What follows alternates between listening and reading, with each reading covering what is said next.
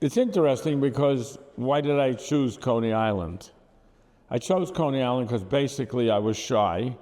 When I say shy, let me redefine it. I'm not very good at definitions of words. I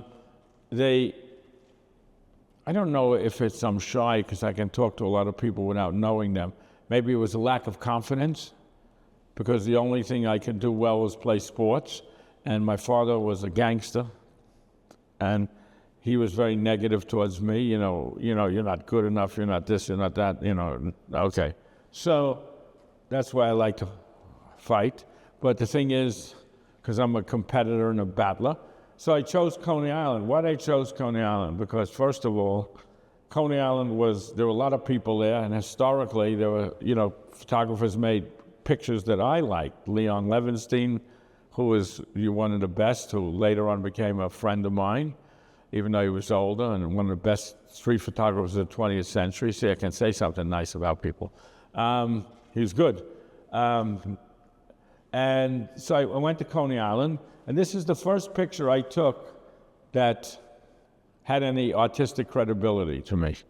Now, when I first picked up a camera, which was 1967 after I quit school, I didn't even know when you looked through the viewfinder that that's what you got. So I was ignorant, okay. And I took this picture. It's pretty funny because I'm pretty far away. And I had long hair in 1967, long hair for the time, okay, though it got much longer, The guy behind here, if I remember correctly, started to give me an argument, but why did I take his picture? So I told him in my Brooklyn accent, and he's Puerto Rican or something, I told him, I said, what? Your mother, was a glazier or something. How the hell can we even see you? I responded then. Who the hell is he to talk to me? But anyway, and I'm no flash, nothing. I'm with a 35 millimeter lens. I'm far away. It's funny. And I always, all my pictures are untitled. This is, I would call it Fellini. I love the lifeguard going like this, So that was the first one that I thought had that was a picture I took that was good. At that time, I had already been looking at magazines. That's how I learned my photography. I went to all the shows I could go to.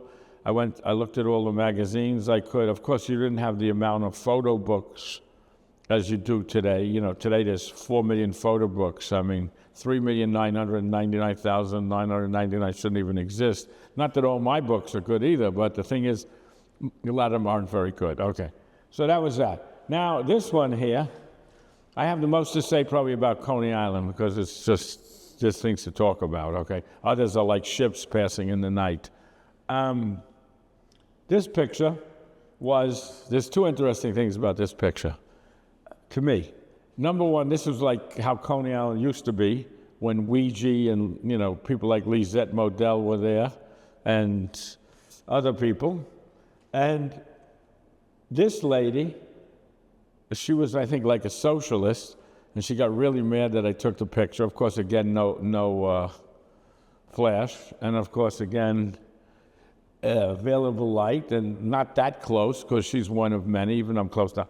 Now, the story, we jump ahead to the 90s now, when my Japan book came out, and I get a call from Japan, from the guy that used to be the head of Korean Vogue, and he was from Brooklyn, Jewish like me, and he used to be Lou Reed and Velvet Underground? He was married to Nico, the singer. So he's a ladies' man, he likes women. So he calls me, and I said, holy shit, he's gonna hire me to do a fashion assignment, because I do a lot of fashion. And he tells me, hey, Bruce, because we met when I was in Tokyo a couple of years before. He said, I just was at a show at a gallery. I went upstairs to the bookstore. I saw your book on Coney Island. I opened up the book, and that's my mother. He said, and she has dementia. So I said to myself, whether it's a good, I believe him because, he didn't have to say his mother had dementia if she didn't. And so when he came to New York, we like ships passing in the night, we didn't see each other, but I left a book from him at Magnum. He picked it up. That's the last I heard from him. It's about a long time ago, 20 years ago. But anyway, this was like what what Coney Island used to be like. And this is in the area towards Brighton Beach, because Coney Island and Brighton Beach are like one sort of, they go one into the other. There's no separation. Good.